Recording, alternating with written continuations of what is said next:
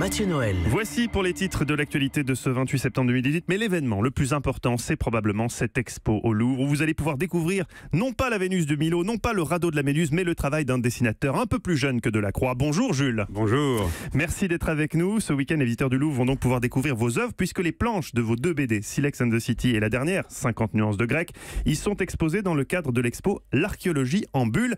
Déjà Jules, comment c'est possible? Il faut des connexions au plus haut niveau pour réussir à être exposé au Louvre. Ouais, c'est magnifique. J'ai couché avec Mona Lisa. Mais enfin, on était au bahut ensemble.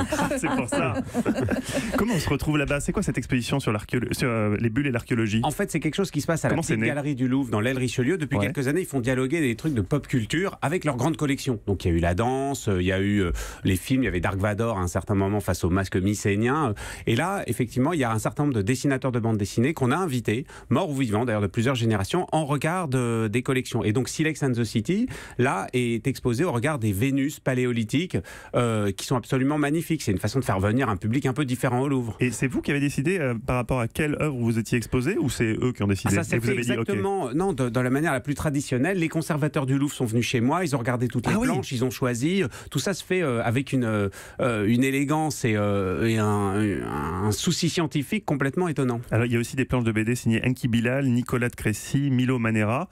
C'est des gens que vous admirez? Bah oui, c'est des dieux. Il y a Moebius, il y a des gens merveilleux. Hein, donc, et c'est voilà. Et apparemment, les gens viennent en masse parce que les enfants, les adultes se retrouvent sur ces choses très familières et ça désacralise le côté un peu hiératique du musée. Alors le ressort de vos BD, Jules, c'est l'anachronisme.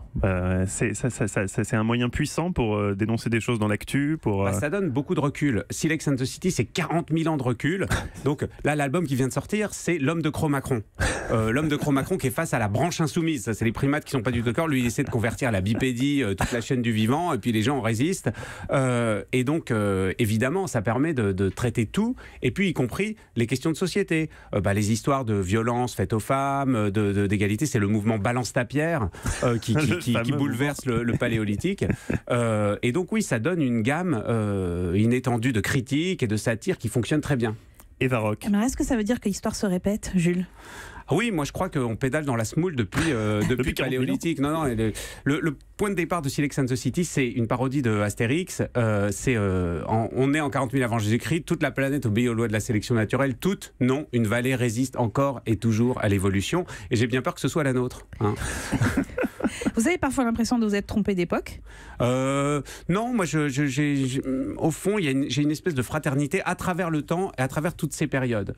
Donc, pour Silex and the City, ça fonctionne. Pour 50 nuances de grec aussi, j'ai l'impression qu'on est les mêmes que les gens qui étaient dans les turpitudes des mythes grecs. Héros et Thanatos, le sexe, la mort, la violence.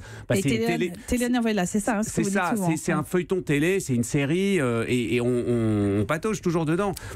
À la fois pour notre plus grand désespoir et en même temps notre plus grand amusement. En jouant comme ça avec l'anachronisme, ça permet de dire beaucoup de choses, peut-être de manière plus facile que frontalement. Quand on est dessinateur de presse, vous l'avez été, c'est difficile de trouver la limite sur la liberté d'expression. Bien sûr, c'est très difficile. Évidemment, de plus en plus difficile parce que le contexte a explosé. C'est-à-dire que quand on fait une blague, quand on fait un dessin, il est visible partout, simultanément, avec les réseaux sociaux, dans toute la planète. Donc, on fait une blague, c'est visible dans les villages au Danemark et dans les madrassas à Peshawar. Et donc, on a cette responsabilité-là.